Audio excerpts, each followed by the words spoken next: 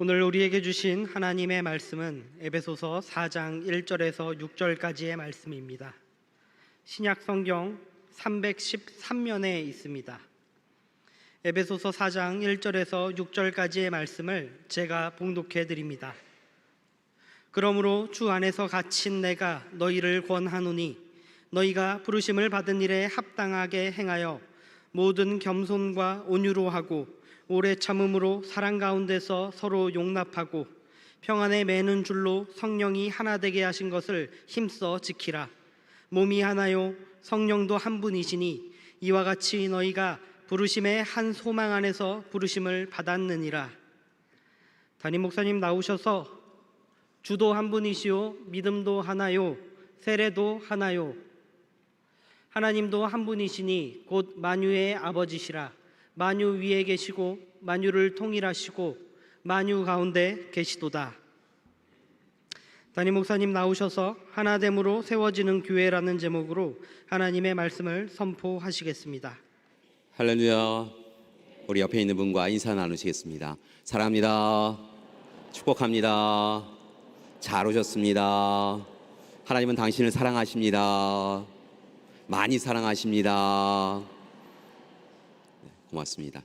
하나님이 사랑하신다고 그러니까 잠깐 기뻐하셨다가요, 많이 사랑하신다고 그러니까 굉장히 많이 행복해 하시는데요, 하나님께서 우리를 적절하게 조금 사랑하시는 것이 아니라 많이 사랑하시는 줄 믿습니다.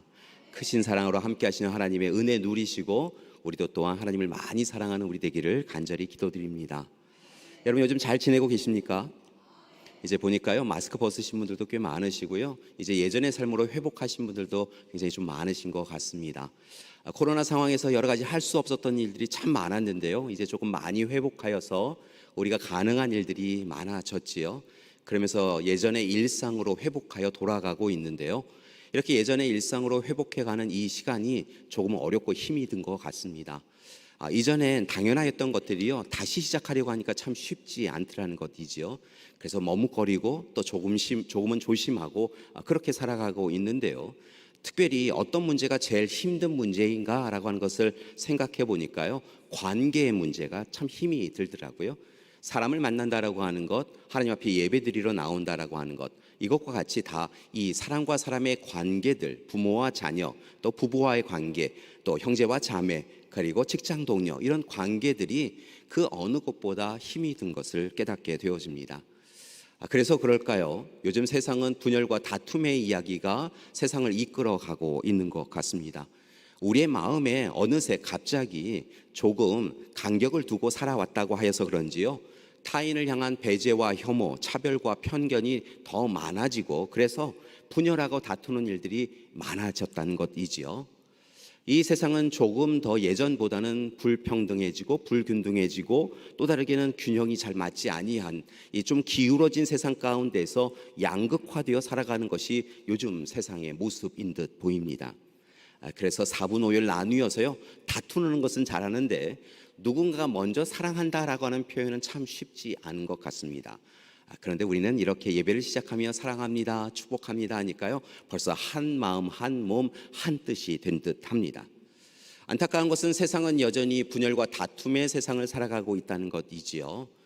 여전히 우리가 늘 기도해 왔지만 러시아와 우크라이나는 다툼을 벌이고 있습니다. 전쟁이 쉽게 끝날 것 같지가 않습니다. 우리 선교사님 오셨지만 미얀마의 상황은요, 여전히 조금 어려운 상황을 경험하고 있는 듯 보입니다. 세계에 보면요, 작은 일에도 다투고 분열하여서 서로가 미워하는 일들이 여기저기에 그렇게 세상을 이끌어가고 있는 것 같습니다. 어찌 보면 불합리하고 비이성적이고 비상식적인 세상의 이 가치관이 재생산되면서 우리를 자꾸 코너로 몰아가고 있는 듯한 그런 생각이 듭니다. 이 정도 되면 이제 교회가 나설 때라는 생각이 듭니다. 교회는 하나님이 이 세상을 창조하셨고 하나님이 구원하셨다라고 하는 것을 고백하며 마땅히 살아가야 될 삶에 대하여 제시하고 제안하고 먼저 앞서 걸어가야 되는데요, 안타까운 것은 사실은 요즘 교회의 모습은 그렇지 않은 것을 볼 수 있습니다. 오히려 교회도 세상의 악에 대하여 동조하고 동의하더라는 것이지요.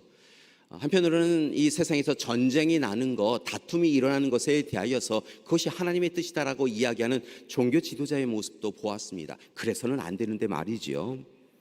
교회는 하나님 앞에 마땅히 기도와 참회를 통하여 하나님 앞에 서고 우리가 일상의 삶을 다시 온전히 회복할 수 있게 해달라고 기도하며 분열의 세상에 화해와 일치를 제시해야 되는데, 사실은 교회도 어찌 보면 분열의 한쪽 면을 담당하고 있는 것은 아닌가라는 생각이 듭니다.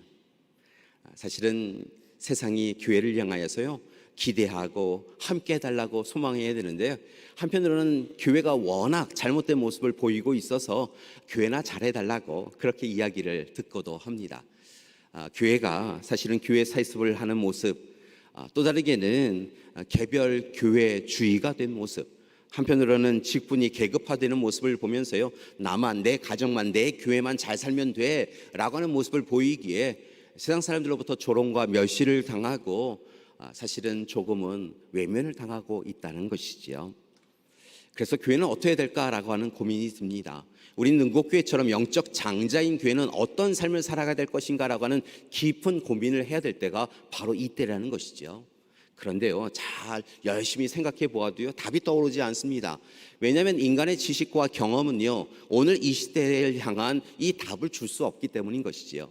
그렇게 깨닫습니다. 그 답은 하나님께 있다는 것입니다. 분열된 세상, 다툼이 일상화된 세상, 서로가 미워하는 것이 익숙해진 이 세상에 우리는 어떤 삶을 살아가야 될까라고 하는 이 고민의 답은 결국은 하나님 안에서 우리가 하나님 사랑으로 하나 될 때 희망이 시작된다는 것입니다. 다시 한번 말씀을 드립니다. 어찌 살아야 될까 근심할 수밖에 없지요. 이 세상은 이렇게 다툴까 라고 하는 그런 생각이 드는데요, 그에 대한 답은 분명한 것은 하나님 사랑으로 우리가 먼저 하나 되어서 하나님 안에서 하나님 사랑을 서로 나눌 때 하나님이 주시는 희망이 시작되어질 줄 믿습니다. 따라서 바라고나기는요, 다시 한번 부탁드립니다. 이 위기의 시간을 오히려 기회의 시간으로 만들기 위하여 교회 여러분, 하나님을 사랑하십시오. 그리고 하나님께 받은 사랑으로 가족과 교우와 이웃을 사랑하며 살아가는 우리가 되기를 소망합니다. 한번 해볼까요? 하나님 사랑합니다. 또 한번 해볼까요? 하나님 사랑으로 서로를 사랑합니다. 옆에 있는 분 뭐 하시는 거예요?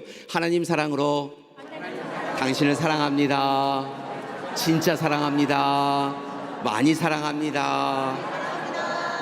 입술로만 사랑하는 것이 아니라요, 이렇게 우리가 전적인 마음으로 힘을 다하여서요, 하나님 주신 사랑에 감격과 감동을 누리고 서로 사랑할 때 하나님께서 분명 이 세상을 하나님 사랑으로 다시 일치와 화해를 이루시고 살만한 세상, 하나님 나라를 우리 가운데 이루어 주실 줄 믿습니다. 여러분, 감사한 것은요, 오늘 말씀 에베소서의 말씀을 보니까요, 바로 그 말씀을 우리에게 주시고 있다는 것이죠. 사도 바울 선생도 에베소 지역에 있는 교회를 향하여 쓴 서신을 통하여 오늘 이 시대를 살아가는 우리에게도 같은 놀라운 은혜를 주고 계시는데요, 그것은 바로 하나님을 사랑하고 교회가 더욱 힘써서 사랑하라라고 요구하고 있다는 것입니다. 생각해보면 교회가 사랑으로 하나 된다라고 하는 것은 참 놀라운 일입니다. 우리 조금 다르지요. 옆에 있는 분 바라보시면 나랑 왜 이렇게 다른지요? 얼굴이 다릅니다. 마음이 다릅니다. 조금 생각이 다릅니다. 가치관과 기준이 다릅니다. 살아온 삶의 이적이 다르고 이력이 다르고 경험한 바에 따라서 소망하는 것들이 다 다르더라는 것이지요. 아마 여기 계신 분들이 함께 이야기를 나누면요, 아마 1000가지의 이야기가 나올 것 같아요. 그런데 놀라운 것은요, 다 다른데도 불구하고 우리가 하나더라는 것입니다. 하나님의 마음으로 하나더라는 것이지요. 하나님의 뜻으로 하나더라는 것이지요. 옆에 있는 분 바라보니까 참 많이 다른데요, 놀랍도록 공통점을 찾을 수 있다는 것입니다. 그것은 하나님께서 하나님이 우리를 창조하실 때, 하나님의 형상대로 창조하실 때 우리의 마음에 하나님의 마음을 불어넣어 주셨기 때문에 그래요. 이 하나님의 마음이 우리를 서로 연결시켜 주고요, 우리가 좋은 교제를 나눌 수 있도록 해 주었다는 것이지요. 그렇다고 한다면 오늘 바울이 이야기하는 하나님의 마음, 우리 모두에게 하나 될 수 있도록 이끄는 하나님의 마음은 무엇일까요? 첫 번째는 보니까요, 겸손한 마음인 것을 봅니다. 우리가 서로에게 겸손해야 된다라고 이야기하시는데요, 이것은 바로 하나님의 마음이고 하나님을 통하여 우리에게 주신 마음이기도 하다는 것이지요. 그렇다고 한다면 겸손한 것은 무엇일까요? 겸손한 것은요, 우리의 눈높이를 낮추는 것입니다. 상대방의 눈높이보다 우리의 눈높이를 낮추는 것이에요. 우리의 부족함과 연약함을 깨닫고요, 나는 부족한 사람입니다, 나는 연약한 사람입니다 라고 이야기하며 타인을 높여주는 것이 바로 겸손한 것이라는 것이지요. 예수님께서는 마지막 만찬을 하시기 전에 제자들을 위하여 발을 씻기신 것을 보는데요, 보통 이 발을 씻기는 것은 가장 낮은 자가 행하는 일이었습니다. 그런데 제자들을 위하여 선생님이신 예수님께서 무릎을 꿇으시고 이 제자들보다 시선을 낮추시고 겸손하여 그들의 발을 씻겨주신 것을 보는데요, 그러면서 너희도 이와 같이 행하라 라고 이야기하신 것을 봅니다. 여러분, 바라고 나기는 겸손하기를 원합니다. 우리가 우쭐대면서요, 상대방보다 좀 괜찮은 사람인 척 하지 마시고요, 어느 시간 상대방을 높일 때 하나님께서 우리를 같이 높여주실 줄 믿습니다. 다른 일을 가볍게 여기려고 하는 욕심을 내려놓으시고요, 상대방을 위하여 주저함 없이 무릎을 꿇고 마음을 꿇을 수 있는 우리가 되기를 소망합니다. 분명한 것은 겸손한 마음으로 사랑할 때요, 이 사랑이요 예의를 갖춘 사랑이 될 수 있고요, 폭력이 되지 아니하고 서로가 살리는 그런 사랑이 될 수 있게 되어질 줄 믿습니다. 두 번째 우리가 가져야 되는 마음은 온유한 마음이에요. 이 온유한 마음은요, 빈 그릇에 담겨져 있는 것인데요, 사실은 이 온유하다라고 하는 표현은요, 내 욕망은 덜어내고 상대방을 향한 이해심과 부드러운 마음을 갖는다라고 하는 표현을 가지고 있어요. 그러니까 우리가 가지고 있는 이 마음이라고 하는 그릇에 내 욕심은 덜어내고 상대방을 잘 이해하려고 하는 마음, 상대방을 배려하려고 하는 마음을 가진 것이 바로 온유한 마음이라는 것이지요. 여러분, 온유한 마음을 갖는 우리가 되길 소망합니다. 온유한 마음을 가진 사람의 특징이 있는데요, 그 사람이 오면요, 그 공간이 따뜻해집니다. 이상하게 그래요. 온유한 사람이 오면요, 그의 말과 언행을 통하여 마음의 도닥임을 받아서 그런지요, 그가 함께 있음을 통하여 우리의 마음도 함께 온유해지더라는 것입니다. 그러기에 부탁드립니다. 우리의 감정, 변덕스러운 감정을 잘 조절할 수 있는 우리가 되길 소망합니다. 그리고 또한 부탁드리는 것은요, 좋은 언어와 좋은 행동을 상대방에게 끼쳐가는 우리가 되길 소망합니다. 여러분, 미소를 지을 줄 알아야 돼요. 심각하거나 미워하는 것 상대방도 알아요. 온유한 사람은요, 일단 미소가 그 입술에 있어요. 옆에 있는 분을 한번 이렇게 보시겠어요? 온유한 마음을 가지고 계시지요? 심각하게 하지 마시고요, 온유한 마음으로 서로를 바라보는 우리가 되길 소망합니다. 여러분, 익숙하게 습관대로 해나가면요, 우리의 마음이 우리의 얼굴에 드러나게 되어지는데요, 얼굴을 바꿔도 마음이 바뀌어지기도 하더라고요. 그러니까 여러분, 때로는요, 심각하거나 타인을 향해서 미워하는 마음, 타인을 이해하지 못하려고 하는 그런 마음이 있으면요, 오른쪽 입술도 올리시고 왼쪽 입술도 올리셔서 온유한 마음으로 서로를 축복하고 사랑하는 우리가 되기를 소망합니다. 오늘 시간 바울이 이야기하는 하나님이 우리에게 주신 세 번째 마음은 무엇이냐면요, 오래 참음입니다. 여러분, 오래 참을 수 있어야 돼요. 여러분, 힘든 일, 어려운 일이 다가오면요, 상대방으로 인하여서 우리의 마음이 화와 분노가 생기면요, 1초, 2초, 3초 하시라는 거예요. 단지 3초 만에요, 우리의 마음을 하나님께서 터치하여 주셔서요, 그 마음에 인내하는 마음을 주시고요, 미워하는 마음보다는 사랑하는 마음을 주시더라는 거예요. 그래서 여러분, 오래 참음이 하나님의 마음이고 우리에게 요구하시는 하나님의 마음인 것을 기억하시고요, 오래 참는 우리가 되길 소망합니다. 분노와 화에 우리의 마음, 우리의 삶을 내어 맡기지 마시고요, 하나님이 우리를 참아주셨던 것처럼요, 그를 관용하고 그를 관용으로 베풀고 그를 품어주는 우리가 되길 소망합니다. 타인을 향하여 안갚음을 계획하지 마시고 그저 그에게 가서 도닥여주는 우리가 되길 소망합니다.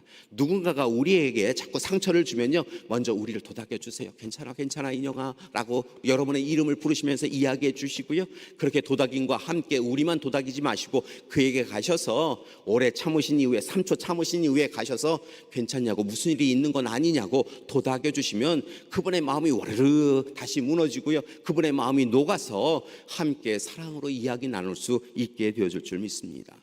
3초만 참으면 됩니다. 네 번째로 하나님이 주시는 마음이 무엇이냐면 사랑으로 용납하라는 것입니다. 사랑으로 용납하는 것이 우리에게 필요하다는 것이지요. 여러분, 그런데요, 참 사랑하는 게 참 쉽지 않은 시대가 되어졌지요. 그러나 사랑으로 용납하는 것, 그것이 우리에게 먼저 주신 하나님의 사랑인 것을 기억하고 서로를 그저 사랑으로 용납해가는 우리가 되길 소망합니다. 예수님이 십자가에 못 박혀 죽으시면서 그런 이야기를 하셨더라고요. 자신을 해하는 사람, 자신을 향하여 조롱과 멸시를 이야기하는 사람, 그리고 칼과 창을 치르는 사람에게 하나님을 향하여 저들이 알지 못하여 그렇습니다 하나님, 그렇게 이야기하며 용서해달라고 사랑으로 용서하고 용납하신 것을 봅니다. 그 사랑 받았다고 한다면, 그 큰 사랑 받았다고 한다면 여러분, 그 사랑으로 서로를 용서하고 용납하는 우리가 되길 소망합니다.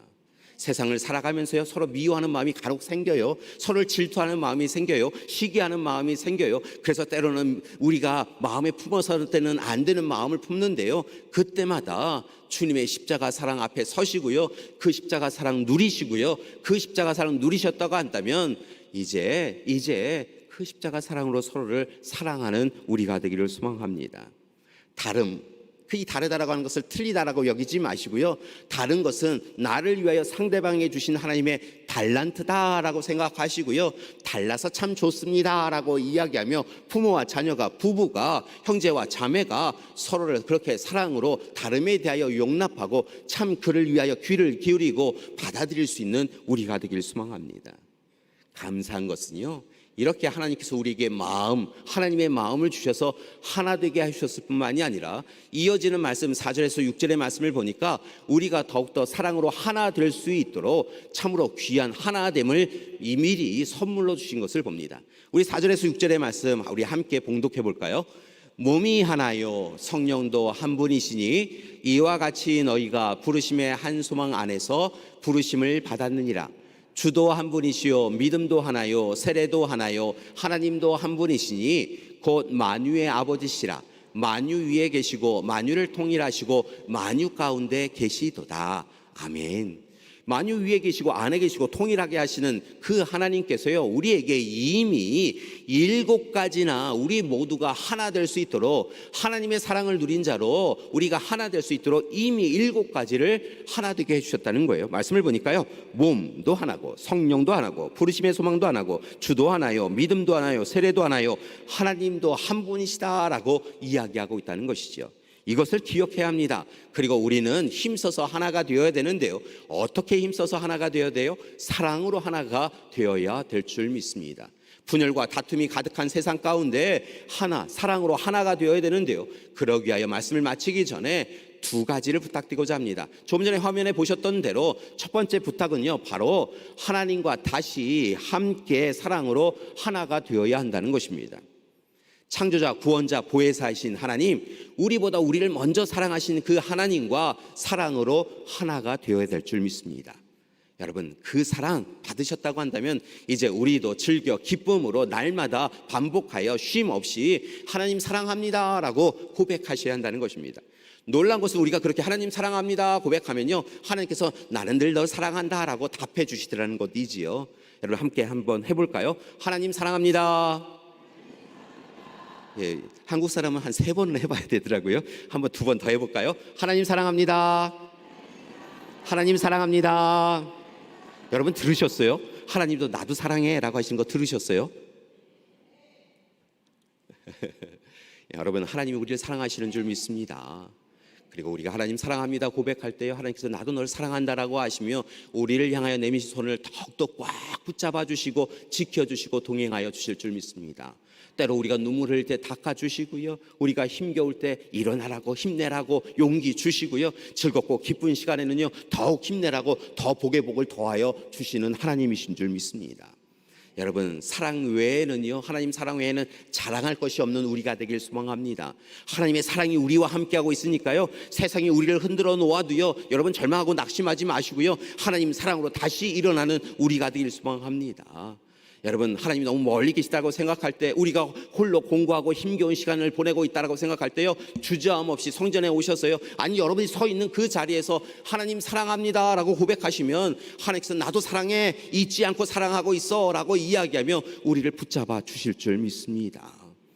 형편과 상황 조건 필요 없습니다. 때로는 우리가 하나님을 배신하고 배반하여도 이스라엘 백성들을 사랑하셨던 하나님께서 우리도 사랑하시고 끝끝내 우리를 품어주시고 동행해 주실 줄 믿습니다. 그러나 여러분, 하나님과 사랑으로 하나가 되는 우리가 되기를 소망합니다. 2번째 부탁드리는 것은요, 이제 그 하나님 사랑 받았다고 한다면 형제와 자매 그리고 이웃과 사랑으로 하나가 되는 우리가 되기를 소망합니다. 오늘 이 시간에요, 함께 예배드리는 부모와 자녀분이 계시고요, 부부분이 계시고 형제분이 계십니다. 우리 믿음의 가족들이 함께 예배를 드리고 있는데요, 분명한 것은 하나님의 사랑을 받았다고 한다면 그 사랑이 흘러넘쳐서 자연스럽게 서로를 사랑하게 해 주시더라는 것이지요. 여러분, 사랑하는 우리가 되기를 소망합니다. 입술로만 사랑하지 말고요, 정말 전심으로 하나님 우리를 사랑하셨던 것처럼요, 부모와 자녀를 사랑하고 형제를, 부부가 함께 사랑하는 우리가 되기를 소망합니다.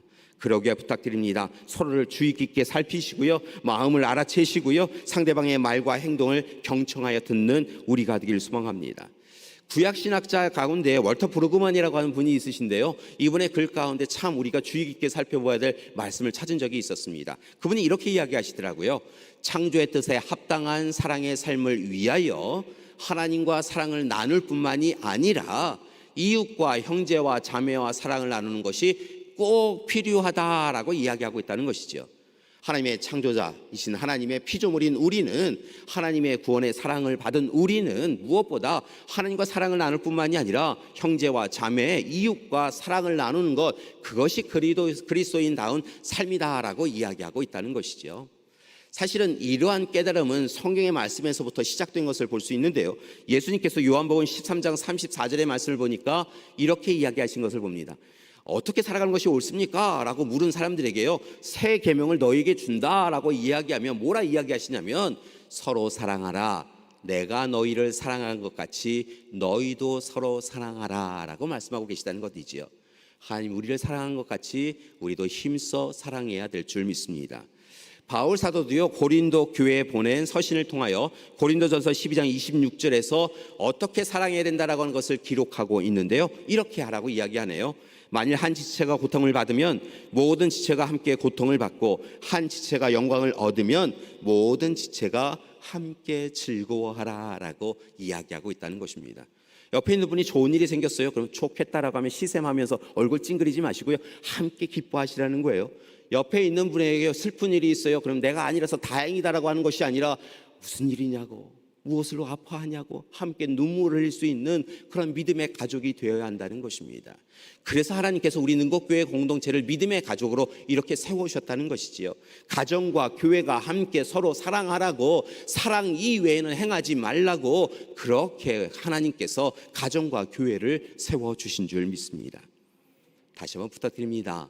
분열의 시대, 분열에 함께하는 우리가 아니라 가정과 교회에서 하나님께 받은 그 사랑을 함께 나눔을 통하여 사랑으로 서로를 살리고 서로를 세워가는 우리가 되기를 소망합니다. 지금도 하나이지만요, 앞으로도 하나가 되는 우리가 되기를 소망합니다. 참으로 하나님 앞에 우리가 사랑으로 하나 되어져서 서로를 살리고 서로를 높이는 그런 우리가 되기를 소망합니다. 이를 위하여 부탁드립니다. 하나님과 더욱 힘써서 사랑으로 하나가 되십시오. 형제와 자매와 오직 사랑으로 하나가 되십시오. 가족과 교우와 이웃과 그저 하나님께 받은 그 사랑으로 서로를 높이고 서로를 살리고 서로를 존중함을 통하여 하나가 되는 우리가 되기를 소망합니다. 하나님께서요, 참으로 좋은 이들 옆에 있게 해주셨습니다. 우리 믿음의 가족들, 능곡교회 가족들 얼마나 사랑스러우신 분들이신지요. 하나님께서 사랑한다라고 하실 뿐만이 아니라요, 우리가 봐도 참 사랑스러우신 분들입니다. 옆에 있는 분을 보세요. 참 좋지요. 옆에 있는 분 바라보시면서요, 다시 한번 이렇게 인사하겠습니다. 감사합니다. 제 곁에 있어 주셔서 감사합니다. 더 열심히 사랑하겠습니다. 나눔과 다툼이 가득한 세상에서 하나님이 세우신 우리 능곡교회를 통하여, 가정공동체를 통하여서 하나님께서 다시 사랑으로 이 세상을 하나 되게 하시고 온전하게 이끌어 주실 줄 믿습니다. 이 시간 함께 하나님 앞에 잠깐 기도하시겠습니다. 사랑의 하나님, 감사드립니다. 오늘 이 시간 우리와 함께 해주신다고 약속하여 주시니 감사드립니다. 우리가 아직 하나님을 알지 못하였던 그때 먼저 사랑해 주시고 영원히 계속하여 사랑해 주신다고 약속해 주심도 감사드립니다. 하나님, 그 사랑으로, 받은 바 그 사랑으로 이제 우리가 힘써 사랑하게 하여 주시옵소서. 분열과 다툼이 가득한 이 세상 가운데 하나님의 사랑으로 가족과 교우와 이웃을 원수까지 사랑함을 통하여 이 세상을 다시 하나님이 창조하신 대로 구원하신 대로 일치와 화해 세상으로 이루어가게 하여 주시옵소서. 예수님의 이름으로 기도드립니다. 아멘.